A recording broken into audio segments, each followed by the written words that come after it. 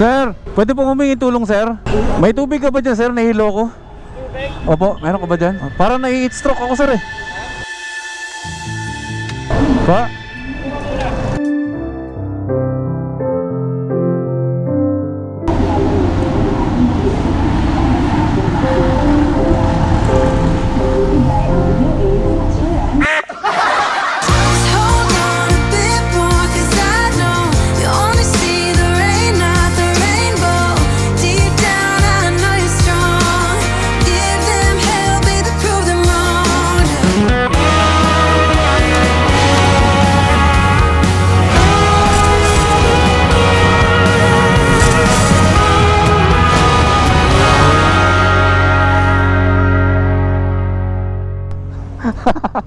Selfie mo.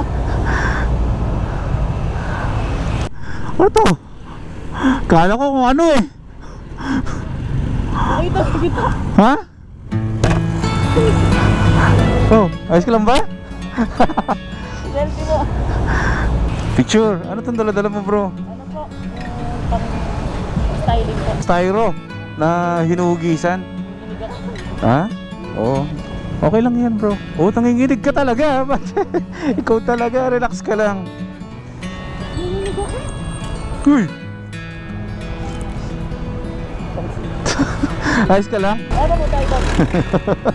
Yung mga kamay mo, hoy. Nandun kita, nakita kita na may roke eh. Oo. Yung may binabakbak na NMAX. Oh bro, bigyan ka ng sticker, bro. Ayan, bigyan ka ng 3. Okay. Okay na yun, maayos mo yung picture natin. Baka blurred eh. Ito nga po. Check mo muna, baka sayang. Hindi ko may papromise kung kailan ulit tayo magkakasabay sa daan eh. O sige, isang maayos. Yan, okay. O sige bro ha. Kapag nag-post ako mamaya, i-comment mo yung picture natin para makita kita. Sige bro ha, ingat ka ha. O sige sige.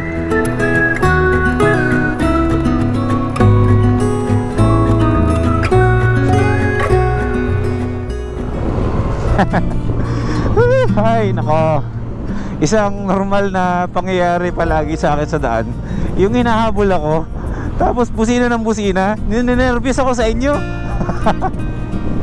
Ay nako, wag kayo mag-alala. De, joke lang, mahal ko kayo. Kadalasan ano, yung tibong inig ng kamay, talagang grabe yung mga kamay nyo, no? Mga ganun, ang klase. Relax lang kayo, pare-pareho lang naman tayo.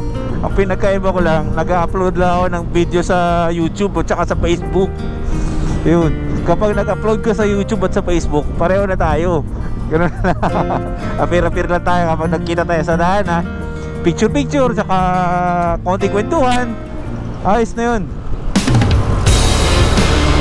Okay mga first timers, kamusta? Anong first time ang meron sa inyo ngayon? Today ay daily grind. Alam nyo na yan, pag daily grind, nasa trabaho tayo. Pupunta tayo ng Kobe Motor Care Sports ngayon para mag-pick up tayo ng mga paninda sa shop ni Boy First Time. Ako yun. Sa first time mo to. Ayan, maghahakot tayo na tire sealant, kung ano-ano pa. Isang katutak na box. At motor tayo. Tiwala lang, kaya ni Madonna yan. Insulin po. Mahal kasi yung insulin na liquid. Bakit naman ano ba? 600 po yung isang box. Kaya lang magmamakaawa muna sa tao. Kasi walang perang pambili. Magkano na po ang kulang po ninyo? Po 40 pesos pa lang po ang pera ko. Sino po yung ano po? Sino po Sa anak ko pong diabetes, yung ikakaawa mo lang naman po. may diabetic po yung anak ninyo? Opo. Ilang beses po siya nag-i-insulin sa isang linggo? Pag ano po, pag may sumpong na diabetic sa kanya. Paano po yung kampanya na eh? Ay sa ano po yan, sa paglalaba. Paglalaba? Opo. Ilang taon na po yung anak ninyo? 18 anyos na po, diabetic. Lahi kasi din namin yung may diabetes. Saka yung bata kasi mahilig sa matamis. Nakakaano po kasi yung matamis sa diabetes. Maaga niya nagka-diabetes? Ano po, diabetisin po kasi yung tatay ko na mana niya po. Tsaka mahilig kasi sa matamis. Pag masobrahan po ang tao ng matamis, nagkaka-diabetes. Lang. No? Kaya lang mahirap pag walang pambili. Ayun nga po. O sige po ah. Pasensya ka na po sir, nagmakaawa ako talaga. Okay na po, hindi nyo po kailangan magmakaawa. Ay, thank you po. Kundi na lang po ang kakulangan. Thank you po. Maraming salamat. Sige po, Nay. Salamat sa iyo. Opo. Soft drinks po, ayaw nyo? Matamis to. Sige po. Sige po. Sige po.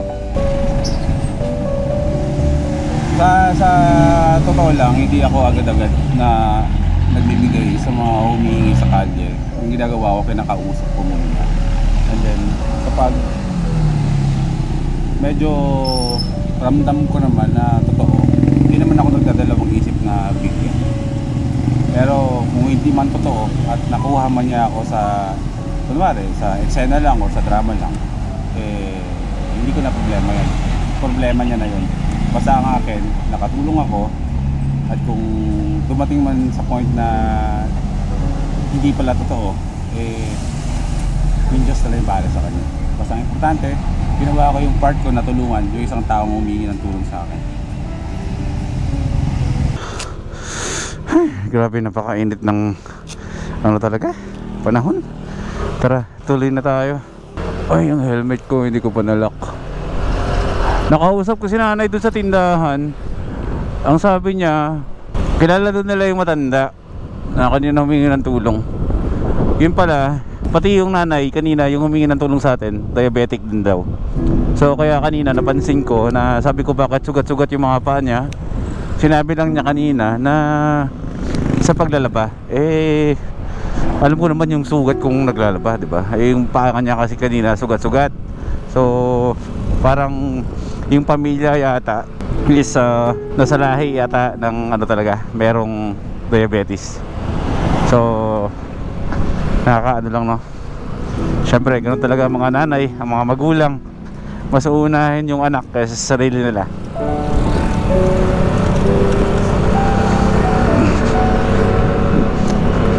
Isang sakripisyo ng isang magulang ang anak muna bago sila.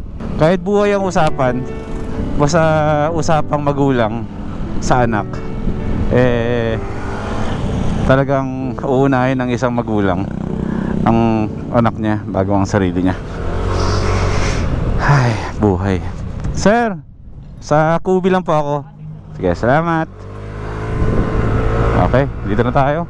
Pipick up lang tayo ng mga paninda nating mga Kubi products. And then proceed tayo sa ano natin, sa goal natin ngayon. Tingnan niyo yung motor natin. Ang sarap tignan, di ba? Babalikan natin to. Ha? Hindi na natin nilagyan eh. Sino gusto sumama sa akin sa shop para magbaba? Sasakay dito. Sige bro, thank you. Maraming salamat. Ayan, shoutout sa mga sir. Thank you sa mga Kobe boys.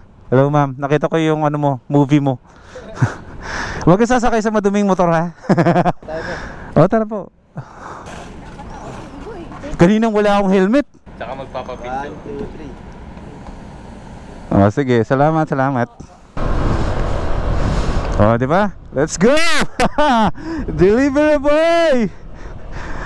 Woo! Humble beginnings! Alam niyo kung bakit ko ginagawa itong mga ganito? Ha? Mga first timers?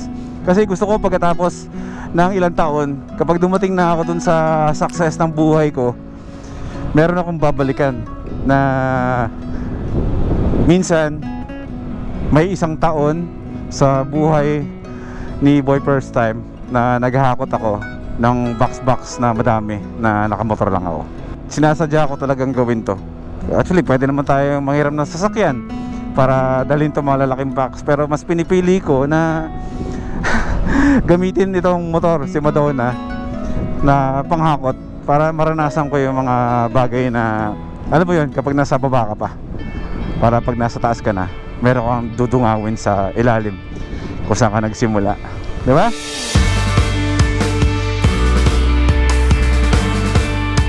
Gawin na natin kung ano yung plano natin today. Mamimigay tayo ng immortal bags, di ba? So hopefully along the way pa uwi sa First Time Moto, mayroon tayong makitang enforcer, di ba? Meron akong 2 immortal bags dito na dala. At sana may makita tayong 2 enforcer, okay? Kung hindi man 2, kahit isa, sige lang, bibigyan natin ng bag, sasurpresahin natin. Pero mag-social experiment tayo. Ganito yung ano natin, scenario natin. Social experiment to, hindi to prank. Pwedeng hindi ko sabihin sa kanya, inaalam ko lang kung tutulungan ako ng isang tao. Tignan natin, pero ang sasabihin ko, nahihilo ako, kailangan ko ng tubig. So titignan natin ngayon kung tutulungan tayo ng enforcer na bigyan tayo ng tubig, and then surprise natin siya, bigyan natin siya ng immortal bag. Okay? So sige, game.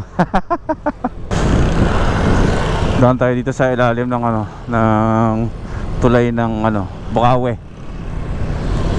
Baka meron dito.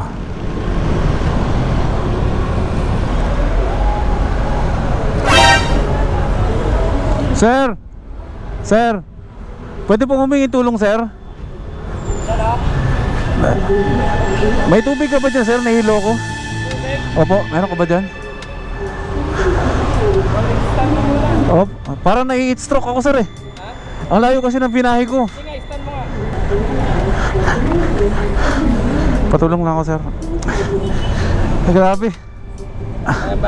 Oh, sir, may alam ko ba, sir, ano may tubig? Wait, ma'am. Kahit dito lang ako, sir. Kailangan ko lang ng... Hindi, sir, dito lang ako. Dito lang ako. Baka may ano lang. Kahit ano, eto sir, pwede po ako sir pasuyo lang, kahit tubig lang. May ano pa naman ako dito, may 50 pa ako dito. Eto sir. Ito, may mabibili dyan. Okay. Ayan, binila niya na ako ng tubig. Hindi ko siya hinayaang galing sa kanya yung pambili ng tubig kasi para hindi na siya gumastos.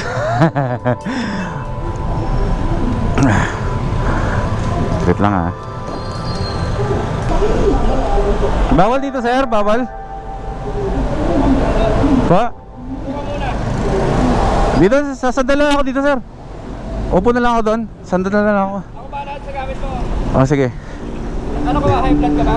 Oo sir, high blood. Oo, ikaw ka gamot? Hindi sir, okay lang, mayroon ako sir sa bahay. Malapit naman na ako, galing pa kasi ako Batangas. Batangas, nakasyon ka na? Oo. Sakit lang sir ah. Malulos lang sir. Malulos lang. Naka-high blood ha.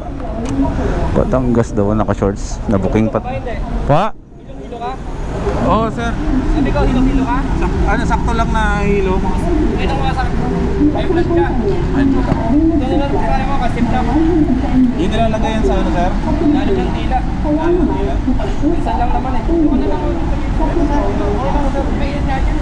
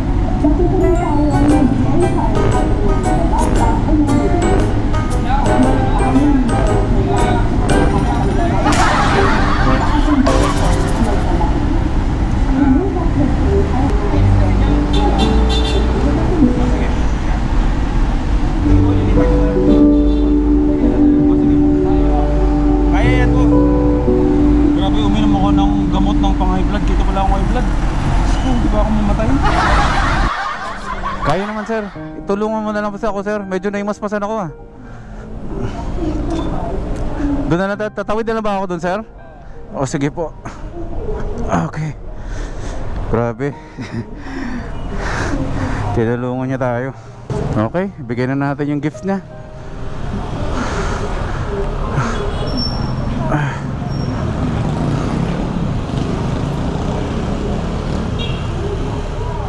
Ayan.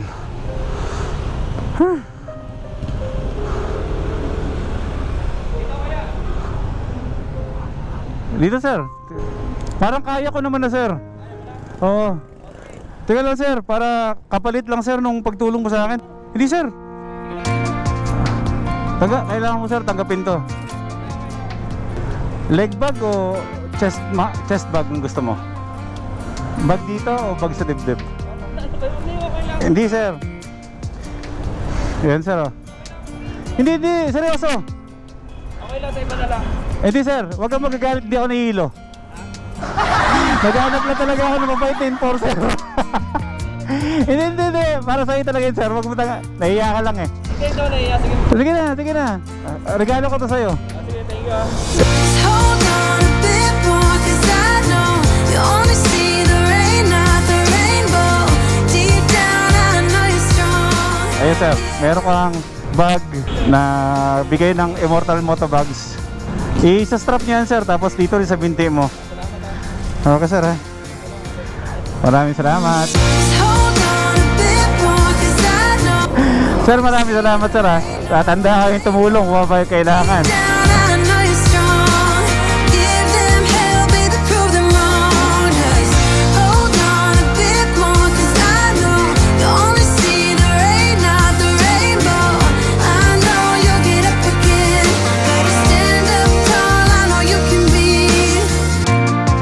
Ayaw pa tanggapin ni Kuyang Enforcer yung gift natin sa kanya. So, isang patunay lang yun na marami pa rin mga Pilipino na handang tumulong ng walang kapalit. Life is good mga first timers. Mag-iingat kayo palagi. At syempre mag-iingat din ako. At malayo-layo pang babayain ko. Pero for sure makakarating ako ng shop na safe. Okay, life is good. See you tomorrow.